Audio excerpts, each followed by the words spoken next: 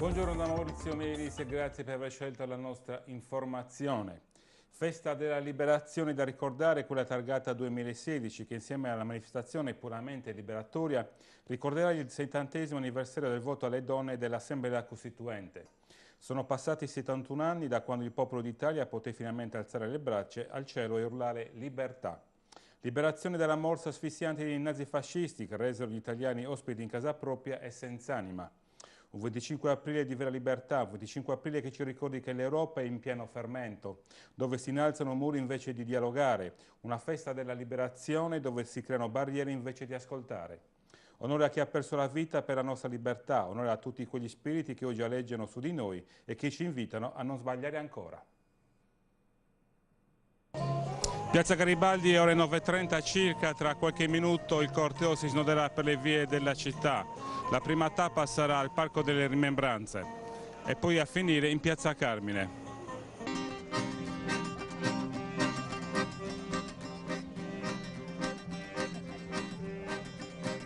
La mattina mi sono svegliato, oh bella ciao, bella ciao, bella ciao, ciao, ciao. Una mattina mi sono svegliato e ho trovato l'invasore.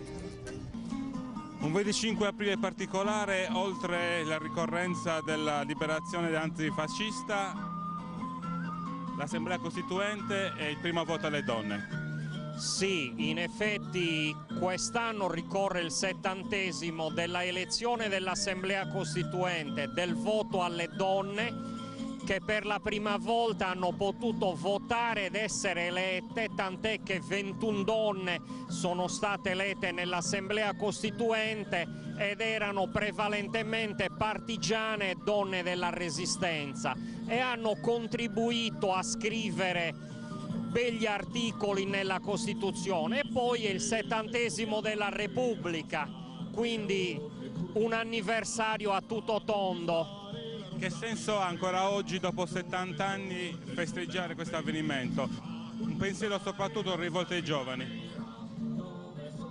Noi promuoviamo la memoria civile, ma non una memoria statica, ma il ricordo dei partigiani, della lotta di liberazione, dell'Assemblea Costituente e della Costituzione, come conoscenza per i giovani affinché possano costruire il loro futuro di lavoro e di istruzione. Ma i vertici delle istituzioni, secondo lei, danno importanza come dovrebbero a questa manifestazione?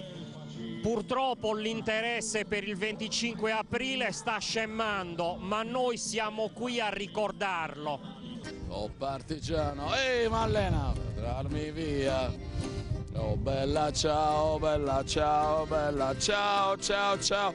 Partigiano, portami via, che mi sento di morire.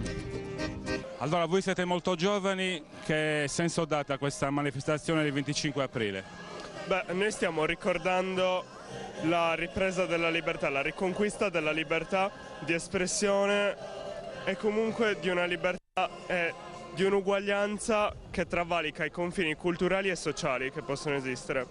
E questo è il significato del 25 aprile, a mio parere. È ciò per cui hanno combattuto i partigiani, è ciò per cui continuiamo a combattere noi oggi. Una battaglia contro ogni tipo di discriminazione volta all'uguaglianza e volta alla libertà. Oggi si festeggiano anche i 70 anni del primo voto delle donne nell'Assemblea Costituente. Ancora c'è molto lavoro da fare per l'emancipazione della donna e perché si raggiungano i pari diritti. E il voto è stato solo un passaggio e non deve essere visto come una vittoria completa. E quindi noi siamo qua anche per ricordare appunto questo voto e come i diritti e il cammino per raggiungerli non siano stati raggiunti completamente. Cosa manca ancora secondo te? Il diritto della donna di decidere sul proprio corpo, è difficile ancora abortire e il dibattito esiste ancora, nonostante la legge dovrebbe garantire di poter esercitare questo proprio diritto. Invece appunto c'è ancora molta difficoltà, soprattutto al sud, dove la maggior parte dei medici sono obiettori di coscienza. Un pensiero sulle guerre che ancora ci sono in tutto il mondo. La guerra sta diventando, ed è anche ormai da tanto tempo, semplicemente una logica di profitto. Non è utile a portare la pace, anche se ce la mostrano così, ma serve semplicemente ad arricchire una determinata classe sociale. 71esimo anniversario della liberazione, però nella nostra Sardegna si fabbricano le bombe per alimentare le guerre. Siamo prigionieri di un sistema di produzione e di lavoro che per far lavorare i sardi devono fabbricare le bombe. Lo sanno i sardi che a Domus Novas c'è una fabbrica che fa le bombe e che vengono usate nello Yemen, che hanno fatto già 2000 morti tra bambini e gente civile. Cioè noi in Sardegna possiamo permettere questo. Allora l'appello è al governo regionale, a Pigliaru, alla giunta regionale: dateci lavoro che non ci obblighi per vivere a fare carbone, centrali che inquinano e fabbriche di bombe. Non lo possiamo più permettere, noi siamo prigionieri, si sta tornando indietro nel tempo. Se io muoio a partigiano, bella ciao, bella ciao, bella ciao, ciao, ciao. Se io muoio da partigiano, tu mi devi seppellire. 25 aprile è dedicato fondamentalmente alle donne, perché ricorre anche il 70esimo della Costituente e del voto alle donne. Certo, questo è un punto fondamentale, ma mi piace anche dire che quest'anno il 25 aprile forse ha un valore particolare, perché vediamo in Europa delle tentazioni di alcuni paesi di chiudersi di fronte alle responsabilità che l'Europa ha verso il mondo, verso l'Africa, verso i paesi più poveri. C'è una tendenza, come le elezioni in Austria hanno dimostrato ieri, a una chiusura verso il mondo che è il grande pericolo. È quello che è successo in effetti negli anni 30 e sappiamo dove siamo andati a finire. L'Europa deve essere una società aperta esattamente perché è stata aperta dalla lotta di liberazione. Dobbiamo mantenere questa eredità e tenerla viva in questi mesi e anni, perché sarà davvero importante farlo. Che ruolo ha avuto la Sardegna nella liberazione? La Sardegna ha avuto un ruolo importante come tutte le regioni. Credo che la lotta di liberazione sia stata veramente una lotta di una ritrovata identità nazionale di grandissimo valore. Ripeto, non è il momento di chiudersi in piccole patrie, è il momento di rimanere aperti al mondo per risolvere gli enormi problemi che abbiamo di fronte. Un messaggio alle nuove generazioni? Ma direi che è questo: stiamo passando momenti che a me sembrano molto preoccupanti. C'è un grande flusso migratorio che sta spingendo una parte dell'Europa a trovare come soluzione quella di alzare delle mura, chiudersi, rinchiudersi all'interno dei propri privilegi. Da qui nascono cose che possono essere pericolose per il futuro. I giovani credo che questo lo capiscano e ci aiuteranno a tenere aperta la nostra società. Seppellire lassù in montagna, oh bella ciao, bella ciao, bella ciao, ciao, ciao. E seppellire lassù in montagna, sotto l'ombra di un bel fior.